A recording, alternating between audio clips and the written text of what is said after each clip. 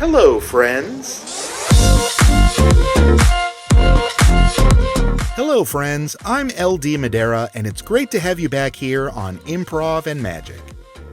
I'm feeling quite good today, and I certainly hope you are too. Today on the show, we have an amazing guest. She's one of Magic's top performers. She's a Vegas headliner, a TV and stage performer, a dancer, a model, a podcaster. She is a true megastar. Friends, my guest today is Chloe Crawford. Chloe's performance is a wonderful and unique blend of beauty and charm mixed with power and a little danger. She has performed all over the world, from London's West End to Hollywood, Sydney, Vancouver, and many other locations. She has risen to become one of the most well-known women in magic today.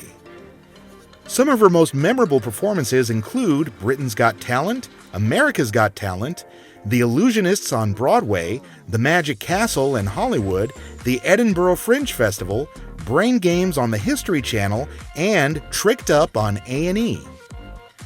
Her podcast, From Hot Mess to Success, is a show that pulls back the curtain of the entertainment industry and shines a spotlight on powerful women who have overcome adversity to create their own success.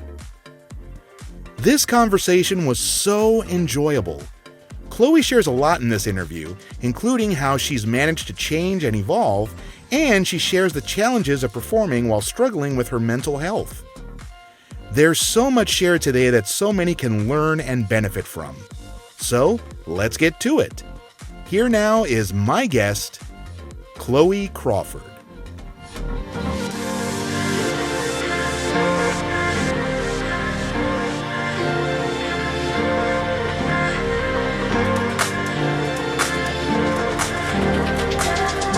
Friends, I am so excited to have with me today on Improv and Magic. She's super talented, she's lovely, she's absolutely amazing. She is Chloe Crawford. Hello, Chloe. Thank you so much for being here. Hi, how you doing? How's everything going in Las Vegas these days?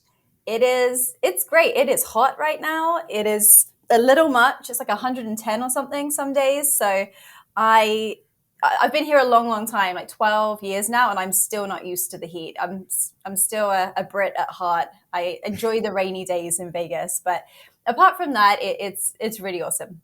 Yeah, I'm originally from Florida, and I used to go to Vegas a lot, and I was actually just there with my wife this past May for our anniversary, and I kept warning my wife, listen, this is a different kind of heat, but we arrived, and she's like, oh, I'm used to this. Really? Well, I know everyone's like, oh, it's a dry heat, but when it's up to like 110, 115, like I think it was 121, it said in my car one day, I'm like, that's not normal. No human was made to survive that kind of heat. So at that point, I'm just like, try to stay indoors, try not to leave your house, stay where the AC is, drink a lot of water. But no, I do love Vegas though. So I'm really excited to get to know all about you, Chloe. So I want to start at the very beginning with you. Where did you grow up, and what was growing up like for you? So I grew up in Portsmouth in England. It's about an hour or so outside of London. So I used to get the train in from Portsmouth to London to watch shows when I was old enough to do that, like in my teens. I started dancing when I was about 4 or 5 years old. That was all I wanted to do when I was younger. I saw a program, like a show program of Swan Lake one day, saw the image of the one ballerina on it and was like, I want to do that. Had no idea what that even meant. And then started going to dance classes, started to go see shows at a local theater there, and just fell in love with dance, with performing, with every part of it. And went from wanting to be a ballet dancer to picking up every other discipline that I could. So tap, jazz, Irish, ballroom, Latin. I couldn't get enough. And that is how I got into, all the performing side of things. Like I did my first live show when it must have been about 5 years old. And it surprisingly wasn't like a nervous feeling. I just loved it. I think because it was a big theater. It's like 2,000 people. So I think that distance, and you kind of just see, figures, right? It's not like up close and intimate. And I just fell in love with it. So that has now turned into a lot of other things, but that's how my kind of performing theater career started. What is it about dance that really appeals to you? I think back then, and probably still now, I loved how, especially in ballet, how you could tell a story without speaking. And I was a very quiet child, very shy, very introverted. Uh, and I think I thought that was a really cool way to express yourself and to be able to tell a story. And even if you didn't have the words, you could tell it with movement and music. And what an incredible way to do it. I was such a shy child. Now I can't shut up. But when I was younger, I kept to myself. So it was a really cool, I don't even think I thought of it maybe when I was a kid, but definitely now looking back, it was just so amazing that there are other ways to communicate that weren't just directly face to face with your voice in that way. So I think that was the kind of the first, thing that I liked about it. But yeah, it's now as I get older though, I'm trying to get away from it a little bit, but I still love it. I love now that I can mix magic, I can mix dance, I can mix speaking and, visual magic and music and take everything I've learned over the years and then put my voice to it and try and create something that people aren't necessarily doing, or at least sharing my unique perspective on it. I remember hearing about someone who I can't remember her name, but she was a choreographer and a director, a theater director. And she said that she believes dancers more than she believes actors. And the reason why she said that is because dancers are always telling the truth. Would Mhm. you agree with that? It's harder to lie with your body than it is to lie with your words. That's for sure. Like, it doesn't matter how good a liar you are. Everyone has their tells. Everyone has their giveaways. So I definitely agree with that. I really like that. That's a really cool way to look at it that I haven't really thought about before. But yes, definitely agree on that. When you were a child, were you certain that dancing was the thing that you wanted to do? Yes, there was not really anything else that I loved that much. Like, I did really well in school. I was always very committed. I did really well, but I just loved that. I think I had a lot of feelings when I was younger, obviously, because I didn't really speak them. I didn't put them into words. So I had all this energy and emotion and feelings that you do when you're at that age that I needed to get out of my body. And that was the way I did it. So I was brought up by a single mom, for instance, who would work like 2, 3 jobs. So I didn't see her as much when I was younger. And I did not deal with that well. I was definitely a bit of a tantrum child now and again. But when I went and danced, it was like a release of all that like pent up, frustration or anger or upset, which, she was doing the best for me. I'm a child. I don't, you don't know that when you're a kid. You don't know why your mom is not here and working. You just don't know, right? So it was a great way to just get that out of my body. And yeah, it even now though, I feel like that now. Like, if I feel like a certain way, I'm like, okay, even if it's not dance, I'll jump on the treadmill and like go for a walk and get some fresh air. Like, it's the same thing. It's just moving your body to get that energy moving and get it out of there. But yeah, I do remember watching, and every magician hates this, but it was my first introduction to magic, was The Masked Magician on TV. It was on late night in the UK. So my mum would be out working. My grandparents would look after me, and we had a little TV in the bedroom I would stay in. So I would like stay up late and have it down really low. And I would watch, and I was like, oh my gosh, this is so amazing. And I loved finding out how the tricks were done. Like, I had a big thing when I was younger and still now of hating secrets. I hate it. I'm like, everyone should just be completely honest with everyone. It would save a lot of pain. And I remember watching, I mean, oh God, this is so great. But I didn't feel like I wanted to be like the magician, like the man in it. I was like, I don't want to do what he's doing. She's doing all the work. She's the one that, and the girls were beautiful and like they were curvy and like, in great shape. And I was like, I just loved the women. And I was like, I want to be one of them. I don't want to be this guy who's just, I don't even see his face. What's going on? So that was kind of my first introduction to magic. And then kind of go, okay, well, that was kind of it. And then I just danced professionally my entire life. And it wasn't until I guess I think it was maybe 19 or 20 when I started being around more magic again. And then like being like, oh, this is interesting. Like, but at that age, you kind of, I'm going to have a career change after being so locked into one thing for what was it then, like 15 years? But apparently, yes. So I'm just going to keep changing my career every few years, or try to combine all those aspects to make something different. So it sounds like you've always kept yourself pretty open to whatever new roads come your way. Is that true? Oh, 100%. I never had a like specific, like, oh, I want to go to Vegas, or I want to do a show on Broadway, or I want to be on the West End. I never had a goal or a dream like that. It was just to perform, to get paid to do the thing that I love. That was it. And I don't know if that was because I was worried about not achieving it and being disappointed. I don't know. But I don't know. I don't know. I'm veering off. But I just, you know what? I've gone through a lot of different things over the years, but, I think I'm always open. Let's just say I'm always open to things that come my way. I'm always open to new experiences. I'm definitely the person that says yes over saying no. I would rather regret something I did rather than something I didn't do, because there is nothing worse than regretting not taking an opportunity. Like, I can always go home. I moved to Vegas. I can always go home. What's the big deal? It's a flight home. So I'd rather just go for it and then see. Maybe that's a little impulsive when I was younger, but now I still try to live by that as best I can, even though I'm a little bit of an overthinker and an overplanner. But I think it's a good way to make the most out of whatever time you have on this planet, because you don't know. So why not make the most of it? Yeah, I completely agree. The new philosophy that I've been living by more and more these days is it's always better to do it than not do it and wonder what if. Oh, for sure. I 100% agree. You definitely perform stage illusions that are very, very wonderful and beautiful. What is it about grand illusions that you like the most?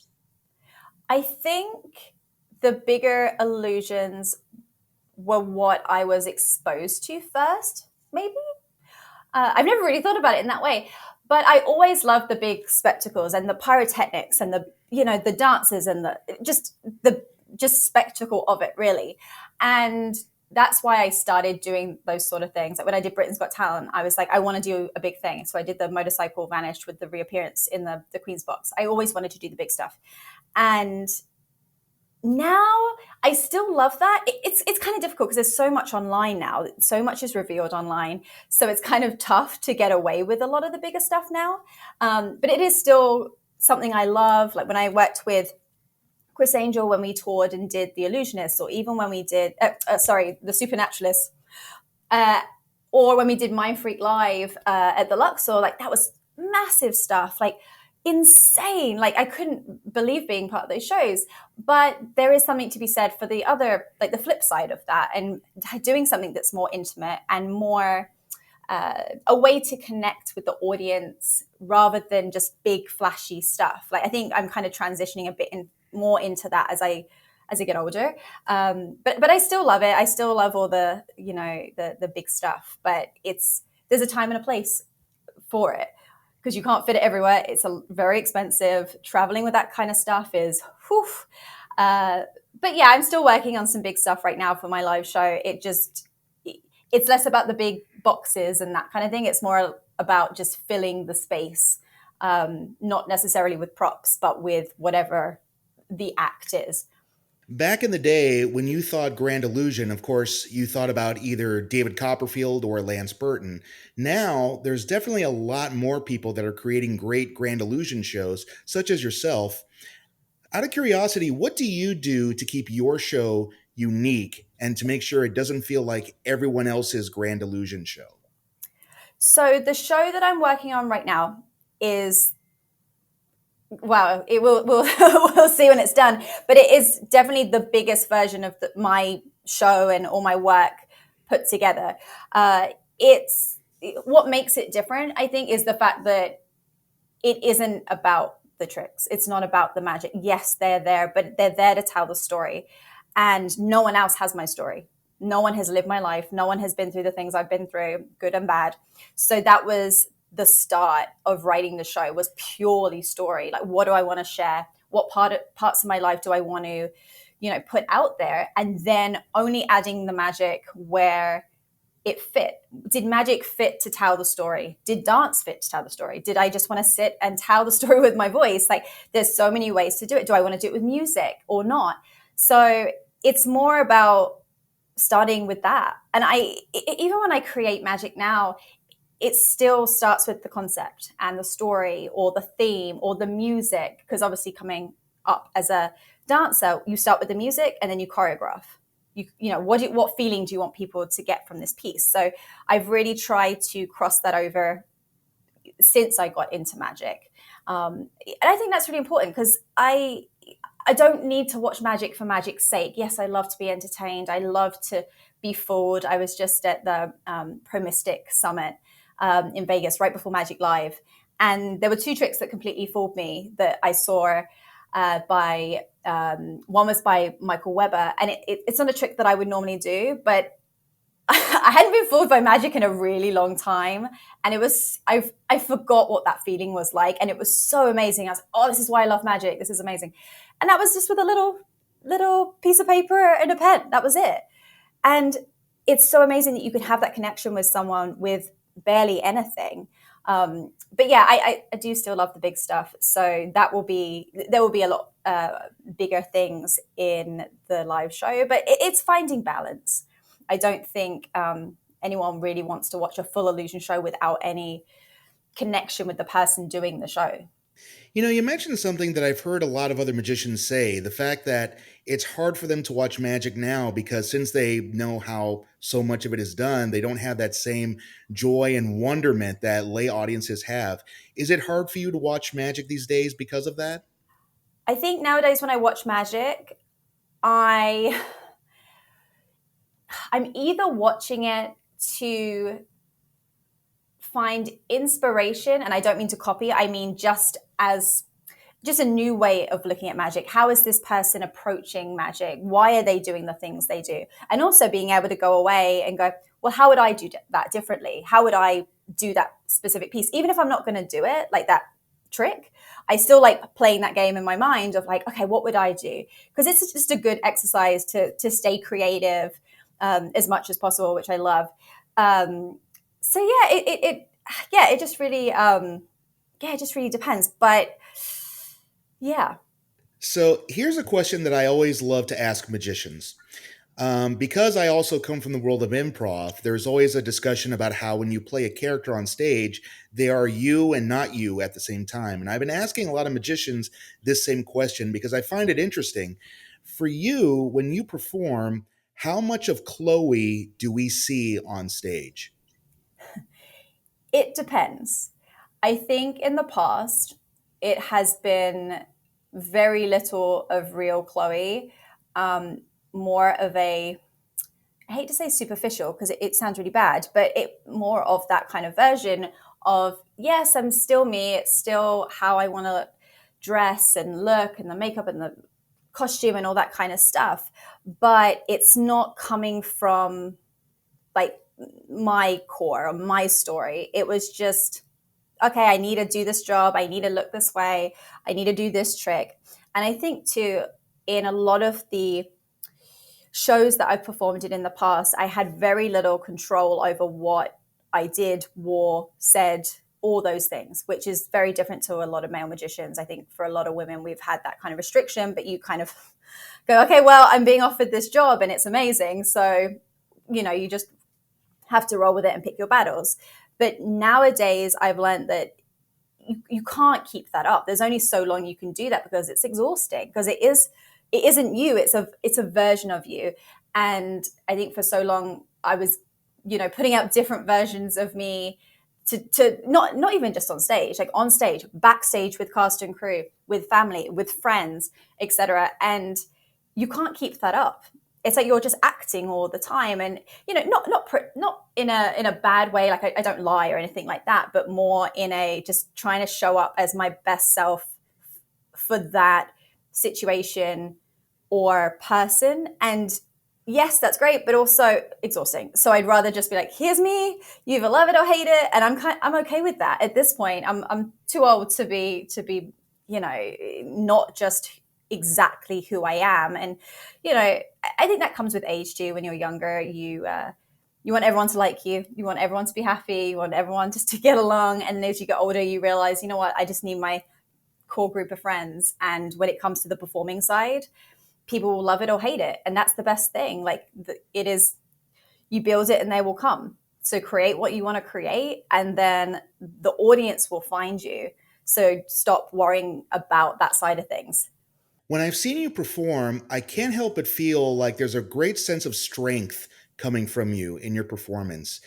Is that by design, or is that something that just kind of naturally happens for you? In what way do you mean with strength? In what, Like, like, I see you and you look like you are so strong, you are in control of yourself and everything that happens, and you are so certain of yourself. Is that by design, or is that just a natural thing for you? oh gosh, no.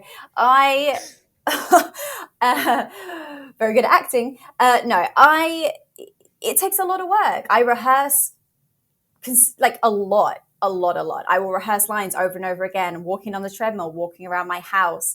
I will play music if I'm doing an act that's to music. I'll play the music in the car, in my AirPods, when I'm taking a shower, walking the dog, so that I know the music off by heart. I know every beat, I know everything that's going to happen, so that when I am performing, I don't need to worry about any of that, because I know what I'm doing. I know what I have to do, so that then if anything comes up that's a surprise or, especially when you're dealing with audience members and stuff like that, I only have to worry about the surprises. I don't need to worry about everything else. I've already done the work. Like, it's like muscle memory, becomes second nature, because you don't want to go on stage and be worrying about the act or the trick, or is this going to work? That is the last thing you want to do. So that then, because things do happen, things break, mics go out. Like, I had to do one show once, and I was so used to using a headset, and I got handed a handheld, and I was like, this is going to be fun because I have one hand now, and you just go with it. You're like, okay, we'll figure it out. But that frees up so much mental space to deal with, anything that can come your way. When you finish a piece and it's finally put into your show, are you satisfied, or are you someone who will still think about how you can change it or improve the piece? I definitely will try and improve it as I go. I am one, though, to wait as long as possible before putting it on stage, because I want it to be the best version. But you can't make the best version until you've put it on stage. You've got to get to a point of just, is it working? Is it falling? Is it entertaining? Okay, just get it in front of someone, even if it's in your living room with someone on the couch. Like, just get it in front of someone, because then you learn, oh, when they do this, the audience could mess up doing this one thing. Okay, good to know. Okay, I need to stand here instead of here. Oh, the wording wasn't quite right. Like, the person didn't understand what I was asking of them. And you don't know until you do it with someone. So, I try to do as much as I can before, but I do have to stop being such a perfectionist at some point and go, just do it. And it will just naturally get better, and you'll just fall into it as you go.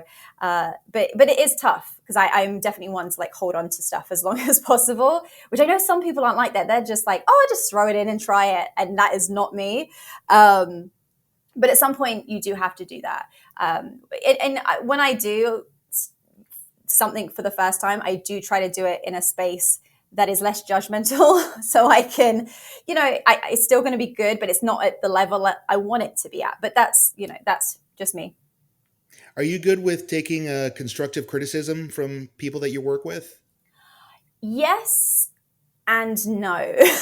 But I think people would agree, other people would agree with that, in the sense of, I always ask people, but I only ask the people I trust, because I would hate to get all these notes and all this outside influence and change everything, and now it's not me anymore. So I only ask people that know what I'm trying to achieve with the piece. So, okay, well, why did you say that and not this? Well, I want this to happen. Oh, okay. So it's more of a conversation of, how can we make this better? Or just asking about specific pieces, like, would this be better like this? But I don't have one person. Like, I only go to this one person. I'll reach out to a few people, and I always film my stuff. I always watch it back, which is difficult sometimes to just watch yourself and hear yourself. But that for me, I can do so much of the work myself, just by seeing it. I'm not one that's like, oh, that's amazing. I will pick at every single little thing until it's perfect. And then once I'm at a point where I'm like, I can't do anything more with it, but it could be better, then I'll reach out to people that I trust and, get some input of how we can elevate it, or what we can add. And because I love having layers in magic rather than just like one, start the trick, end the trick. I like to have lots of layers in it and little kicks and little buttons throughout. Well, magic certainly has evolved nowadays because there was a time where it was all about just here's this trick, here's that trick. But I love it when magicians like yourself and other people are now focusing more on the story around the trick. What types of stories do you like to tell with the magic that you perform? So right now I'm actually working on a keynote which will have magic in it. I've always wanted to do some public speaking, motivational speaking type things, but I never wanted to be that person that's just pointing at a PowerPoint presentation. That is so not my vibe. So I wanted to include magic. So I'm really having to go deep and decide what parts of my story, like the 30 something years of it, that I want to pull and share with people. And then what's the lesson? What am I teaching people from that? I don't want it to just feel like therapy. I want there to be some kind of takeaway that the audience can use in some way. So it's there's a lot of things coming up. It's I'm not the same person I was, gosh, even like a year ago. I'd say I've dealt with a lot of like mental health stuff. I got an ADHD diagnosis 2 years ago, dealing with anxiety, a lot of social anxiety when I was younger that will come up here and there, depression, stuff like that. So they're pretty deep subjects, but trying to add magic to, I guess, lighten them a little bit, but not take away from how important it is to talk about those things. So that's kind of what I'm working on right now. So that should be finished in the next couple of months, and I'll do a show out in Vegas just to get it out in front of people to try it before taking it anywhere else. But yeah, I think you've kind of got to these days. You've got to go deep because otherwise you are just like everyone else. Like, what is your story? What's the thing that makes you the way you are? Why do you do things the way you do? And I love that. I love learning about people and, just what makes them tick. That is so interesting to me. So if I can get that from a magician or any artist, like that's my favorite way to feel connected to someone on stage. Well, you mentioned this. I have noticed that you have been very outspoken in regards to your journey with mental health and all the stuff that you've been experiencing, like ADHD and depression. For you, why is that an important thing for you to share with everybody? I think I haven't spoken about it for so long. I was never an outspoken person. I kept my thoughts to myself. I wouldn't post online. I wouldn't do anything. And then I just got to the point of like, why not? And I realized it wasn't me being the one to stop myself from saying it. I was letting the people around me not, they weren't letting me have a voice, the people I was surrounding myself with. And it got to a point of, I ripped the Band-Aid off and now you can't shut her up. But I think it's so important. And we don't talk about mental health enough in entertainment. I was talking about this to someone today about how we always focus on like going to physical therapy or the chiropractor and looking after our bodies. And, if you get injured, you treat the injury. But what about your mind? We never take time to do that work, especially coming from a dance background where you're taught, you're replaceable. There's a younger, better looking, more flexible version of you about to walk through the door. So you just push and push and push, and it's just not healthy. So for me, I think the more it's spoken about, it will just become like a normal conversation. So, and why not? Like, I would rather have a conversation with someone that shares real parts of them. For me, there is no like TMI. Like, I'm just like, share it all. I love hearing it all. And I'm like a vault anyway. So anyone tells me anything, it gets locked away. But yeah, why not? I don't think there's a reason not to. I think it needs to become more normal. I think it's really good to hear people like you share these struggles because I think a lot of people have an idea that when you are in show business and you make it, and everyone has their own version of what making it means, but everyone tends to think, well, when you're in show business, everything's great. It's a happy life. You're doing what you love to do. But I think people underestimate that there are still struggles that happen. And I've dealt with depression as well, and my wife does a lot of work for people with mental illnesses. And I think nowadays is when people are starting to realizing that treating mental illness is far more important than we realized back then. Would you agree? Oh, 100%. 100%. I was the worst one for it, for just not processing emotions in the moment, just stuffing everything down, literally compartmentalizing so well that we just forgot about the box that went in. Especially performing, you go to work and you can't be worried about what's going on at home. You just have to shut it away, go on stage, do the show, and deal with it later. And I think for so long, I just didn't deal with it. And it wasn't until a couple of years ago where it all hit me. It was like 34 years of not processing and having to learn how to deal with that. And I spent a few months in bed, not wanting to do anything. I got up, fed my dogs, and that was it. I went back to bed. I was just done. And it took moving through that and like getting myself going again, going to therapy, talking to friends, talking to people that had similar experiences to me was a major thing. I had a great girlfriend who I would speak to multiple times a day about this stuff.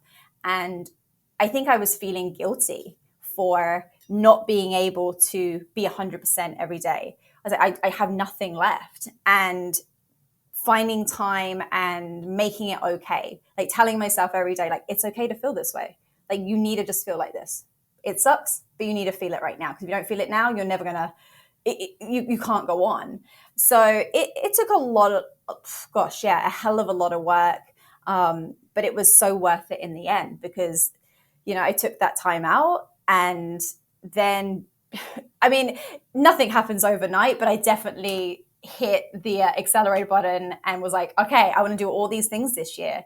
I'm ready to do a podcast, a YouTube channel, finish my live show, finish my book, work on my keynote. So I've just, putting out a new magic project. That's something else I'm working on. So I kind of went from completely nothing to, okay, let's do it all now. But yeah, it's definitely important, I think, to just be open with it. And, in however you feel, safe in doing that. And for me, I did it with friends and in therapy and other things like that with family. So why not share that online, whether it's, in a podcast or on social media like Instagram, stuff like that? Why not put it out there? Like, I still, yes, people are going to say what they want to say to you about it, but I really don't worry about comments and stuff like that anymore. It's more about the bigger picture, not one person commenting something, rude or mean or whatever. Like, you're always going to get that. So why worry? It's not worth it. They're not worth your time. Well, I wonder if that's the reason why a lot of people are not really upfront about their mental illness, because they're worried about how they're going to be perceived and how people are going to look at them or think of them in a different way. Do you think that's why maybe a lot of people tend to keep it in and not share it?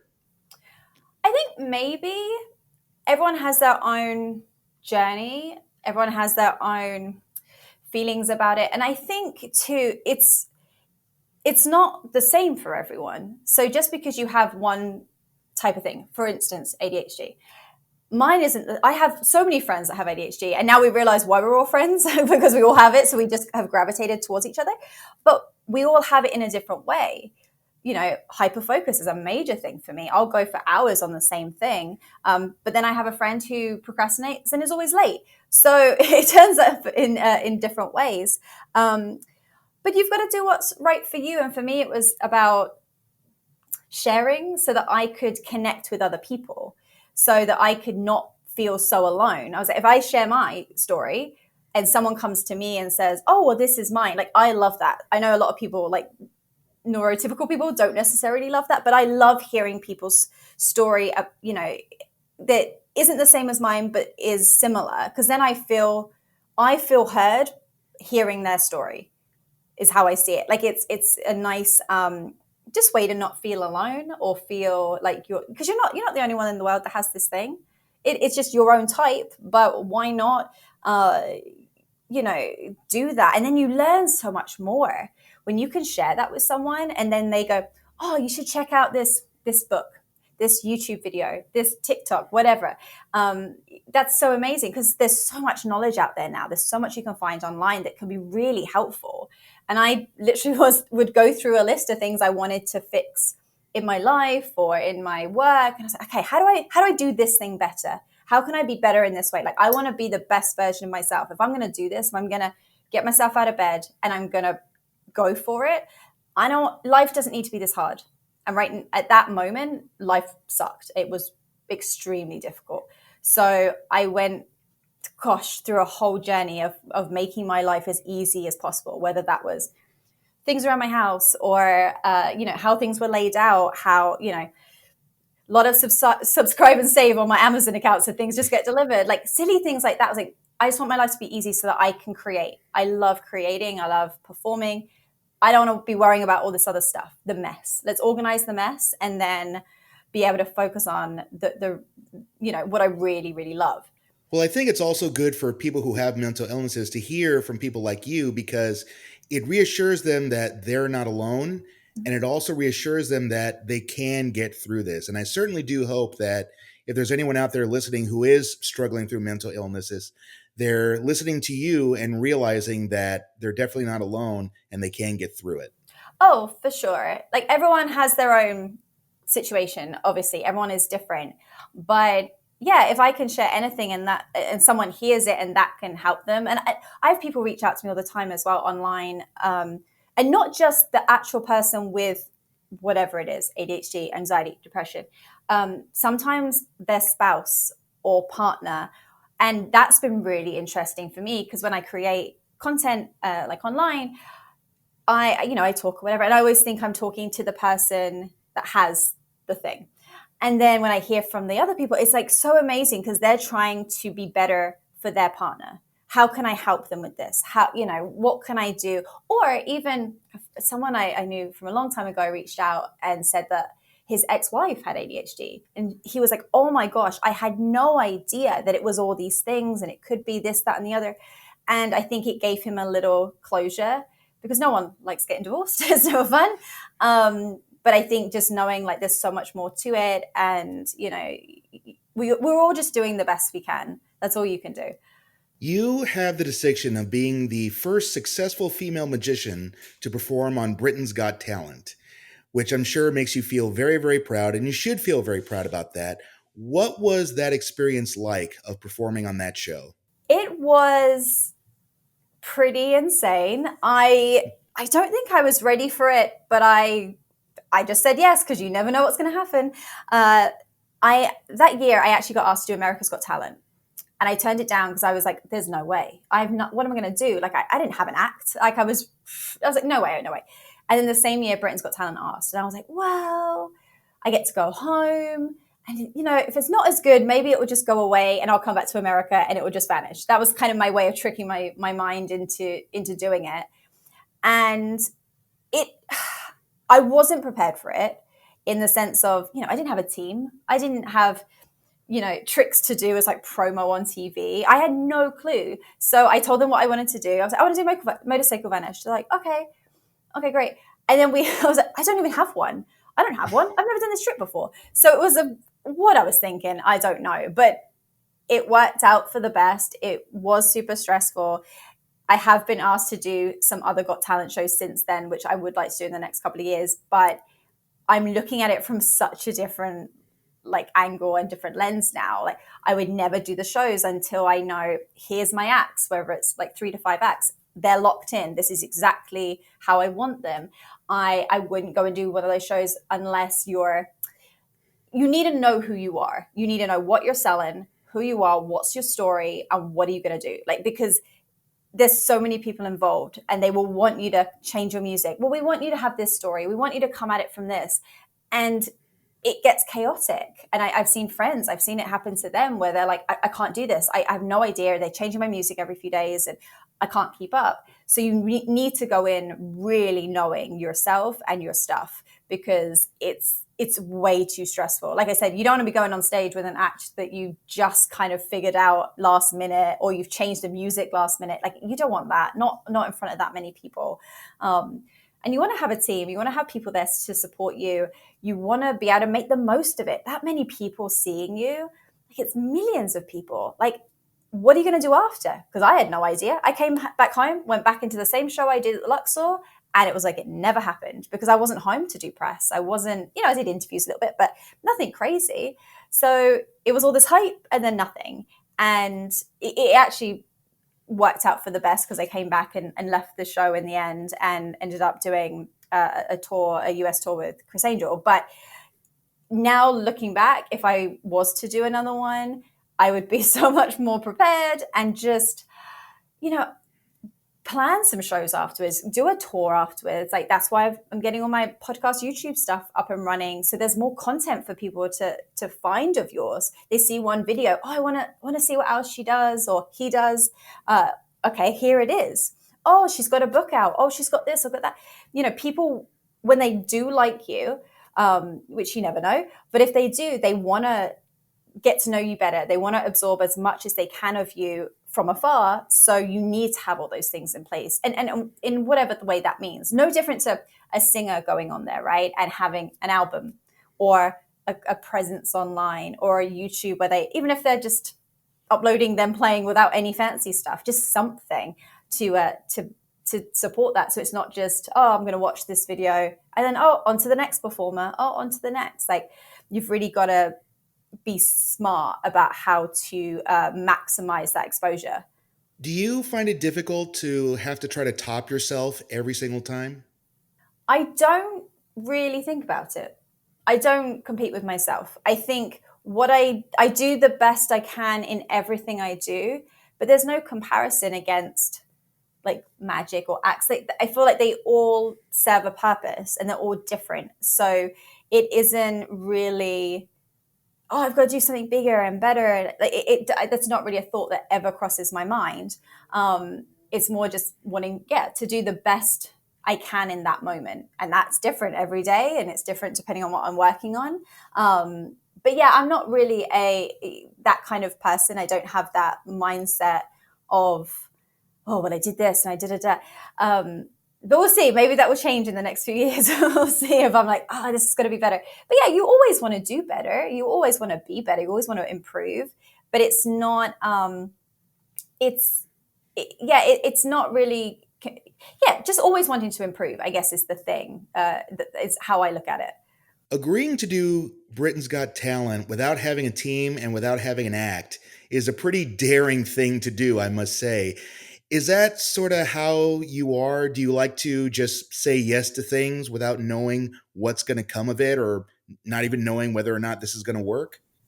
As I got older, not as much. I think when I was younger, I would but go with those opportunities a lot more. As I get older, I don't think I could handle it as much. It's too stressful. I think now it's more about being prepared. That opportunity came and it felt right to take it. Even though I had no idea what I was doing, it just felt right. I was like, there's no way, like, I'm not really a religious person. I'm not really spiritual, but there's no way the universe would say, oh, here's 2 shows. There's no way. That doesn't happen. Like, and to turn both down, that doesn't make any sense at all. I think things come into your life at the time they should. And it was the right thing to do, even though I don't feel like I made the most of it. But then seeing what came after that is insane. Like with the tour, with the show in Vegas, then Illusionists on Broadway, like it did really like snowball. I just didn't know it because, I had no idea I was going to do these shows. But no, that is not how I usually like to do things. I am like okay, I want to do a YouTube channel. Yes. But then I will take the time to go, okay, well, what's a good camera? What's a good lighting setup? What's this? So I guess it's similar to that in some ways, except this is in my little office. And, when I shoot, it's just in one room and I can edit and not worry about millions of people seeing it live. But yeah, it's not really how I like to do things these days. Because I'm a fan, I can't help but ask this. What was it like working with Chris Angel? Chris is amazing and unique, and the way he approaches magic is really, really interesting. And I got to work with him and like in the whole recreation and revamp of Mind Freak at the Luxor. That was when Cirque du Soleil and him were like separating, and he was really doing his show that he wanted to do. Like what that was his moment to do all the things that he might not have been able to do in the past. So it was really cool to watch him create. And I know people have mixed opinions about him, but on the magic side of things, he loves magic. He really cares about magic. He always wants to put out the next best thing and the greatest thing and the bigger thing for sure. And I don't think I've ever seen someone work as hard as I saw him work. Yes, he has a team. Yes, there's a lot going on behind the scenes, but he was there. He's in the room with the editor. He's there with the costumer. He's in, I would follow him around to every meeting, and I'm like, oh my gosh, like look at how much goes into this, and it pays off. Like, he has his very specific style. You love it or hate it, but that's what's great about it. I think that's why he has done so well. But yeah, he wants things done a certain way. He expects a very high level from people working from him, but I think that's how it should be. You shouldn't be rocking up to work and not giving your all. That's not what we're. In the end, we're there to entertain. We're there performing for people that are buying tickets. So that is, you kind of have to leave what's going on at home and give that as much as you can. But yeah, no, I have a lot of respect to him, for him, and for what he's created over the years. Well, I know that you also like to consult for other magicians as well. What is it that you enjoy about collaborating with other magicians like Chris and other people in this craft? I think what I love more on the collaboration side or consulting side is I don't have to do it. Like, I don't have to perform at the end. So it's a really nice thing to help with and then see it, be able to be an audience member at the end and enjoy it. There's something so lovely about it. But I do love it because I think I bring a different perspective to a lot of people and from a lot of consultants, because I'm not just looking at the magic. I'm not just looking at the trick. It's, okay, what is this person wearing? What's the lighting? What's the staging? How are they moving? Is this the best way for them to do whatever they're doing? Can we cut down on what people are saying? That's another thing, having a dance background. I'm like, don't say too much. Say what you need to say. I don't need extra, cut the fat. Just get to the point.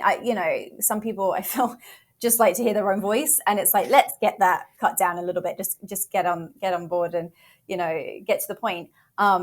So it's nice to be able to use all my whole career, my whole background in theater and dance, and use that in magic now, not just for myself, but for other people. So yeah, I think it's something that I thought was a negative when I got into magic. And now as I've progressed, realize how much better it is to have my own unique perspective, because no one else has that. No one got into magic the way I did, and no one's performed like that. And we all have a unique view. So it's a nice way to use it. I have heard that performing for a Las Vegas audience is a very different type of audience than anywhere else. Have you noticed that? And if so, for you, what makes a Las Vegas audience different than, say, a Broadway audience or an Edinburgh audience? Vegas is interesting, I think, because there's so many shows and tickets are not cheap. So I think there's this element of like, well, impress me from the audience, which is very different to tour. If you tour and you go to a smaller town and it'll be a huge theater, everyone wants to be there. You're the only thing happening in that town or on that night. So it's such a different energy to being in Vegas. Don't get me wrong. I've had some amazing and fun and excited audiences when I've performed here, but it's just not the same. Same as like if you go to your when I go home and perform, it's different too. Like Edinburgh was really wonderful as well. And I think too, it depends where you are, whether you're in the US or, England or Europe, every audience is different. But Vegas is, you're also not only competing with other shows, you're competing with gambling. People are drinking. People are out in 110 degree heat, drinking at the pool, getting heat stroke, and then coming to your show. So they are not the ideal audience at all. So it is difficult, especially when you're trying to interact with them. It's different if you're just watching a show, right? If it's just one of those like a dance type show or showgirl show, and they can just be in the audience, they can applaud and watch. But when you're having to bring people up and manage them, that is really difficult. But it's just another tool that you have to, another thing you have to learn how to handle, which will be good for you when you perform in other places anyway. So yeah, it's really a mix. It really just depends. And the time of year also depends. It's yeah.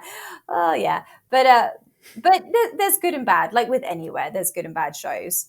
Well, now you are performing in Hot Mess in Las Vegas, and it's a wonderful show because it's you and a couple of other people. What are you hoping that people will see from you now that they may not have seen, say, 5 years ago? So Hot Mess was a show I produced. Oh gosh, I say produced. I did all the things. I did everything for it last year, and I wanted it to be a space for amazing performers who were in like Cirque du Soleil shows or Spiegel World shows or did a lot of corporate events. So amazing performers who had a space to be able to perform what they wanted to perform. So to be able to show their talent in the way they wanted rather than how they're told they have to in those shows. You go see Cirque du Soleil and a lot of the shows, you're in a mask and all this face paint and costume and you don't know who anyone is. So I wanted to have, a space for that so you could do what you wanted to do and try it out. And I had so much faith in these people because I've seen them perform. I want to see you, like the actual you on stage. So that was really fun to be able to come together with so many amazing performers and some really good friends to do that. And it was mainly a female show. I did have a couple of guys come in. One was a beatboxer, one was a contortionist. But it was also a space for me to just be and speak and say what I wanted to say and see how that was taken, because I really didn't know. I never had a space to do that. I did Britain's Got Talent, then I did this show. I just kept doing shows and I didn't really get to be me. So I needed to find a space to do that. So I was like, okay, it's my show. It already says hot mess. So if it is a hot mess, you can't complain. So that was strategic. But also I use the term all the time. So yeah, it was a good place to just try things. And so a lot of the stuff was new. There was a lot of brand new stuff I'd never done before because, obviously COVID happened and then everything was online. And then I got back into performing and I perform in a couple of other shows in town as well. But I didn't have a space to just try stuff. Like Vegas isn't like that. It's not like, Edinburgh or London or even New York. There aren't shows where they switch out the acts like often. So you can't just go to a spot on a Saturday night and try something out somewhere in Vegas. So I wanted to create that space for performers to do that and have different performers every week. So yeah, it was really fun to do, but not the dream show. It was just another step on the ladder, I guess, of like, let's do this thing. Let's produce a Vegas show. Why not? And that one did come together very quickly. That, I think before the first show, I had 7 days because I went to see the venue, spoke with the owner, and I was like, oh yeah, maybe, let me see, da, da, da. And then we got to talking. I was like, great. We came to discuss the deal and how it was going to work. I'm like, okay, great. He's like, do you want to do it? I was like, yeah, I want to do it. But when do you want to do it? I'm like, can we do it next week? He's like, are you sure? I'm like, why not at this point? Because I will take as long as it takes. If you give me 6 months, I'll take 6 months. Probably the last one, to be honest. Like I'm not good. It just is what it is. I was like, let's just put out something. How bad can it be? These performers are amazing. I've got my stuff that's ready to kind of try out. So why not? And yeah, it was really, really fun, and it got some good attention, and it's something that I want to put out in other ways moving forward. But yeah, I'm glad I once again just was like, yeah, let's just do it, and made it happen. I'm usually not that impulsive these days. It really depends, it depends on the day. I think if you catch me in a good mood, I might say yes, but we'll see. How do you think your performance will continue to evolve and grow as you continue on? Gosh, I think it changes so much. Like over the years, it's changed so much because I think of where I am in life personally, and even career wise, it really just depends. I, I never saw myself doing a show in Vegas ever, but it just kind of came about and everything fell into place. So why not? Same with doing stuff online. That was never the goal. I feel like these things have kind of just popped up at the right time. Whether it's a call from a certain TV show or, connecting with the right people at the right time. Like I'm a big believer in that because I've tried to force things in the past and it doesn't work. It won't work. Like I feel like things will come to you at the right time. And, yes, you have to put a lot of work in. It's never easy, but I try to just be really open to it and see what comes. Things happen when they're meant to happen. I really am a believer of that. So it really depends. Like, yes, the live show that I'm working on will be bigger stuff in some ways. But yeah, and then still the more intimate stuff, more speaking, telling my story. It's definitely more of a, I'm kind of looking at it like a musical, but I'm not singing. Like it's someone watching the story and then me bringing people into it rather than me just talking at people. So that kind of side of things is very different. And, I wanted to try that approach and we'll see. It might suck. Who knows? Either way, come check it out. Come see if it sucks or it's good. Either way, people will buy a ticket.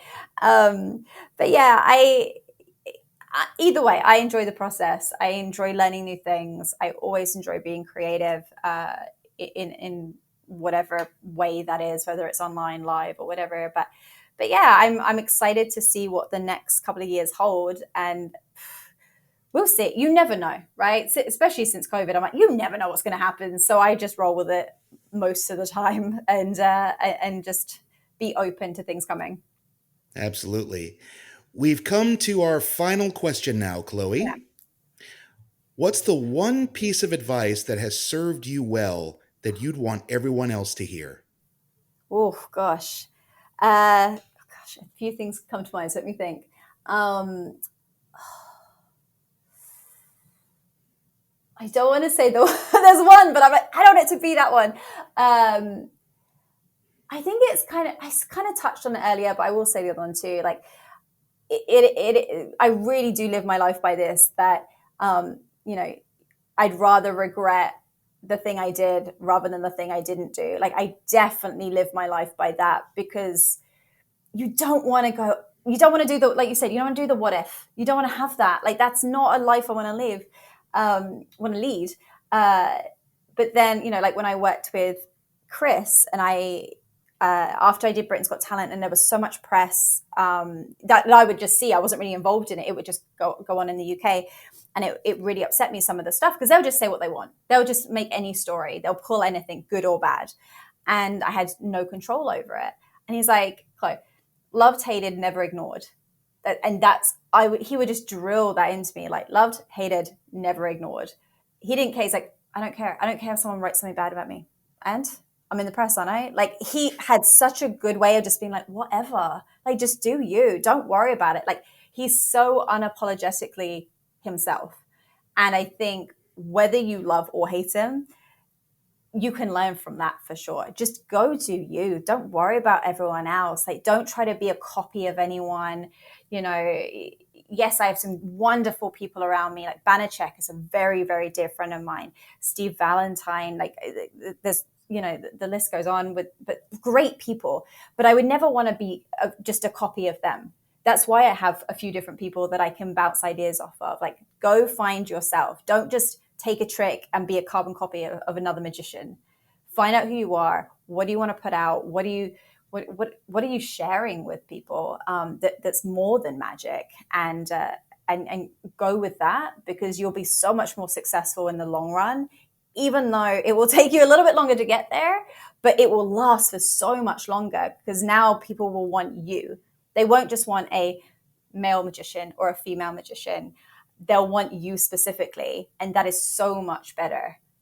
Well, Chloe, this conversation was wonderful, and you are absolutely wonderful. Thank you so much for your time. I really appreciate it, and I wish you all the best in your future, my friend.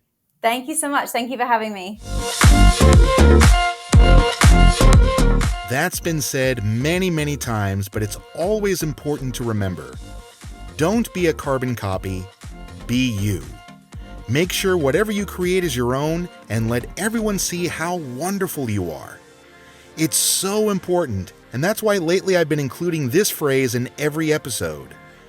You are who you are, and you are special. Please always remember that. My thanks to Chloe Crawford for sharing her time with me today. She's so amazing, and you won't want to miss her show. Learn more about Chloe by visiting her site, magicbychloe.com. Well, I had a great time today. Did you? If you did, please rate and review the podcast, and feel free to leave a comment. There's more to come, my friends, and I hope you'll join me for more right here on Improv and Magic. Take care, everybody.